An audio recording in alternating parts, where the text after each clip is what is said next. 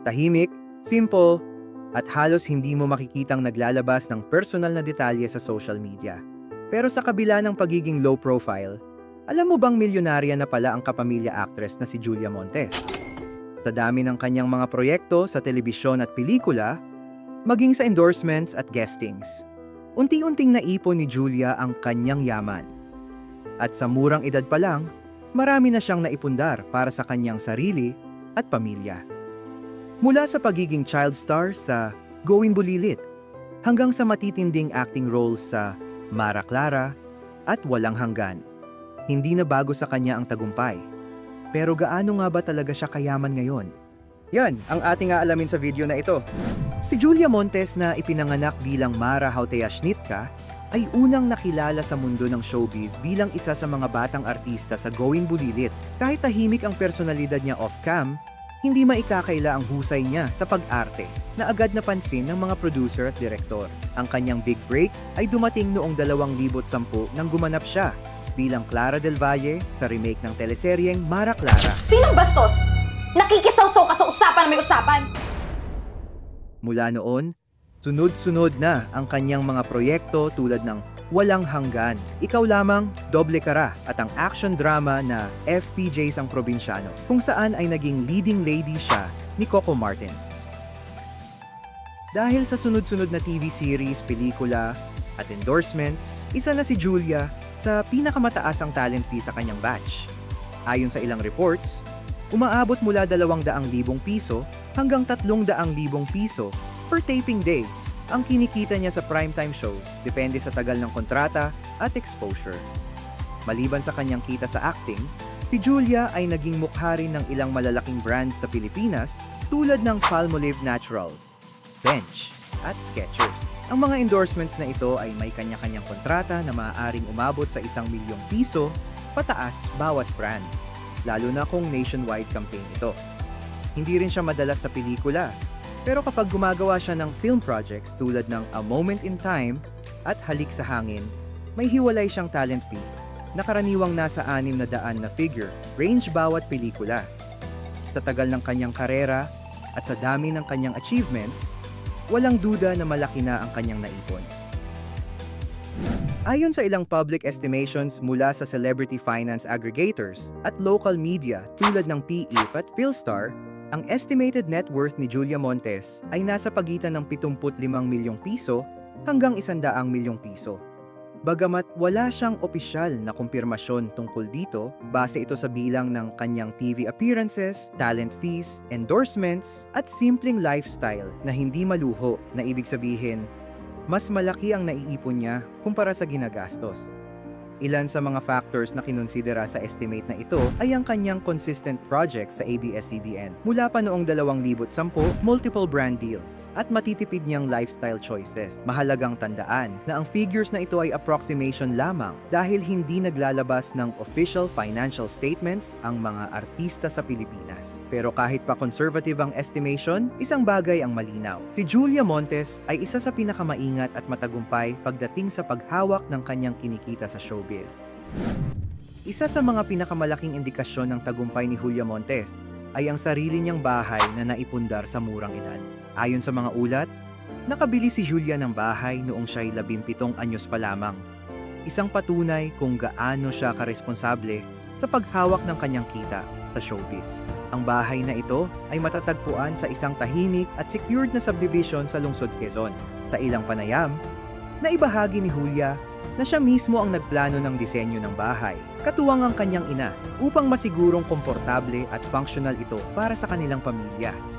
Bagamat bihirang ipasilip ni Julia ang loob ng kanyang bahay, may ilang larawan na lumabas sa social media kung saan makikita ang malinis at minimalist na interior. Simple, pero elegante ang vibe ng bahay. May sliding glass doors, natural lighting, at cozy furniture setup. Ang market value ng isang ganitong property sa Quezon City, lalo na sa mga gated community, ay maaaring umabot sa 10 milyong piso hanggang 15 milyong piso depende sa lote at design. Kung isinama pa ang mga fixtures at upgrades, posible pang mas mataas ang halaga. May mga balita rin noon na nag-i-invest si Julia sa mga lupa para sa future development. bagamat wala pang opisyal na detalye kung ilan at saan ang mga ito. Sa ganitong klase ng pamumuhay, makikita natin kung paanong ginagamit ni Julia ang kanyang yaman sa mga bagay na pangmatagalan, hindi lang para sa sarili, kundi para sa kapakanan ng kanyang pamilya. Bagamat hindi pala sabit sa social media si Julia Montes tungkol sa kanyang mga sasakyan, may ilang ulat at sightings mula sa fans na nagpapakita ng kanyang ginagamit na SUVs at compact cars sa mga tapings at public events. Isa sa mga natsismis na pagmamay-ari niya ay isang Toyota Fortuner, isang practical at matibay na SUV na swak sa pang-araw-araw na biyahe. Ang brand new model nito ay nagkakahalaga ng humigit kumulang 2 milyong piso, depende sa variant. May ilang fans din ang nakapansin na minsan ay gumagamit siya ng white sedan na hindi flashy pero classy. Mas bagay sa kanyang low-profile personality. Wala pang malinaw na kumpirmasyon kung ilan talaga ang kanyang sasakyan, pero base sa lifestyle niya, malamang na hindi siya kolektor ng mamahaling kotse, kundi mas pinapahalagahan ang function kaysa sa forma. Kilala si Julia Montes sa pagiging sobrang pribado at low-key pagdating sa kanyang personal na buhay. Sa totoo lang, bihira siyang mag-post ng mga luxury items, branded bags, o extravagant vacation sa social media, kahit kaya niya itong bilhin. Sa ilang interviews, sinabi ni Julia na mas pinipili niyang maging simple at practical, lalo na't siya rin ang breadwinner ng pamilya. May ilan ding pagkakataon na nakitang nagta-travel si Julia, tulad ng kanyang Europe trip noong 2019, pero hindi ito madalas ipangalandakan. Imbes na pa-flashy, mas family-oriented ang mga bakasyon niya. Karaniwan ay kasama ang kanyang lola, ina, o malalapit na kaibigan. Pagdating sa shopping, walang balita o issue tungkol sa pagiging shopaholic niya. In fact, ayon sa mga malalapit sa kanya, si Julia ay very mindful sa kanyang paggastos at mas inuuna ang saving at investing. Hindi siya mahilig sa mga luho. Ang comfort at privacy ang mas importante sa kanya kaysa sa pagpapakitang mayaman. Samantala, isang bagong food business ang kasalukuyang pinagkakaabalahan ni Julia Montes. Itinatag niya ang takeout, na nag-aalok ng restaurant quality dim sum tulad ng pork and shrimp siomai at hakaw na pwedeng kainin sa bahay. Hands-on si Julia, mula sa recipe testing, pagbili ng makina, hanggang sa daily operation sa commissary. Katuwang niya rito ang pinsan niyang si Kevin. Habang nag-aaral siya ng management, na isasabay niya ito sa pagpapatakbo ng negosyo. Para kay Julia, food ang love language ko, at nais niyang ibahagi ito sa mas maraming pamilyang Pilipino. Sa mga fans at showbiz media, si Julia Montes ay itinuturing na isa sa mga silent millionaires ng industriya. Hindi man siya maingay sa social media o press releases tungkol sa kanyang yaman, kapansin-pansin ang kanyang pagiging grounded at mature.